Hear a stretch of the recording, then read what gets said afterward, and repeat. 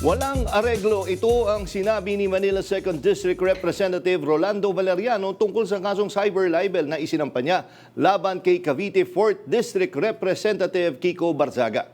At para pag-usapan natin ito, makasama natin sa linya ng telepono mismo si Congressman Rolando Valeriano. Magandang gabi po, Congressman Valeriano.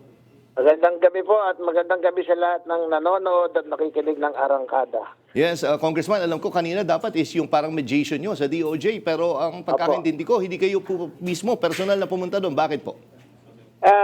Kinonsult ko po yung lawyer ko at since hindi naman kami makikipag-areglo, so minabuti ng lawyer ko na siya na lang ang pumunta para sabihan din yung piskal na ituloy na yung kaso para masimulan na rin yung paglilitis sa kanya.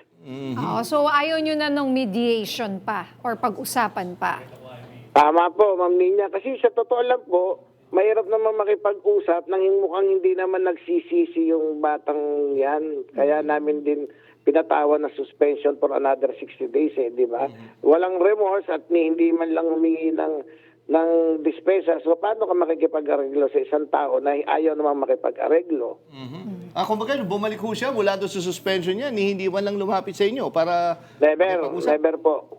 Never po. At tingin ko nga, baka na-enjoy niya na kasi yung marami siyang follower, so natutuwa sa siguro.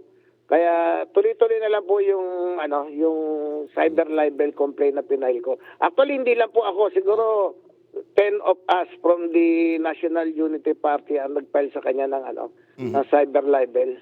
Oo nga po. At pangalawang 60-day suspension na ito at may mga nagsasabi hindi ba dapat na expulsion na raw ito tulad ng sinabi noon ni Congressman Ridon? Siguro po, pero ang hiningi ko nakalaganda kasi suspension, of course, with the repetition of what he's doing, will dealt in with a severe penalty. So, nakakulati na puro sa suspension niya na kung hindi siya titino, meron ng expulsion sa kanyang kasunod. Tsaka, aside from me po, marami pa rin complaints siyang nakabitin sa Committee on Ethics. Natatandaan ko, meron din complaint si Congresswoman Janet Garin and many more. And including the NUP party, meron pa rin sa kanyang complaint at ang hinihingi na yata nun is for expulsion na. Pero Congressman, under sa House rules, ilang suspension ba ang kailangan para mauwi sa expulsion? Kasi di ba sa normal na mga kumpanya, usually pag nakatatlong suspension ka na, usually candidate ka na sa expulsion or matatanggal ka na. Actually po, medyo gray area naman yan, pero it will depend on the gravity of what he is doing. So pag dito sa 60-day suspension niya, again, hindi pa rin nagtinuyang bata na yan at tinuloy-tuloy niya pa rin yung pagpapasiklab niya siguro, baka expulsion na nga rin po ang kasunod. Kasi nakalagay naman doon sa another 60 days suspension, pero kapag inulit mo pa, you will deal with more severe penalty.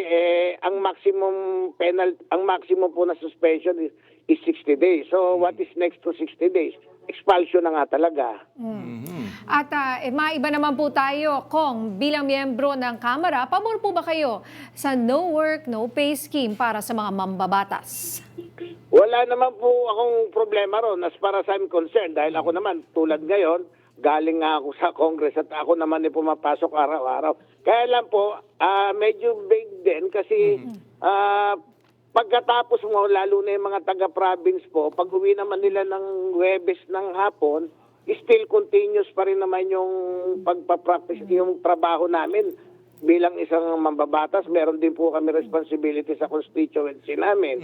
So, pero yung hindi pumasok sa plenary po, ako naniniwala tama lang yun kasi meron tayong obligasyon nung mahalal tayo.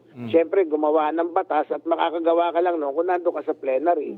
So tama lang din po yun. Para masulit naman ng taong bayan sa binabayad sa atin ng mga halal ng bayan. Siguro kung kumbaga official business naman po kung bakit wala kayo sa plenaryo ay excuse naman po yun. Hindi naman yun dahil let's say, nagtatago ka lang sa isang warrant, di ba? Yung mga ganon. No? Opo. Tsaka minsan siguro, napapansin din po ng leadership ngayon, most of the time, baka kulang sa quorum, na dapat hindi.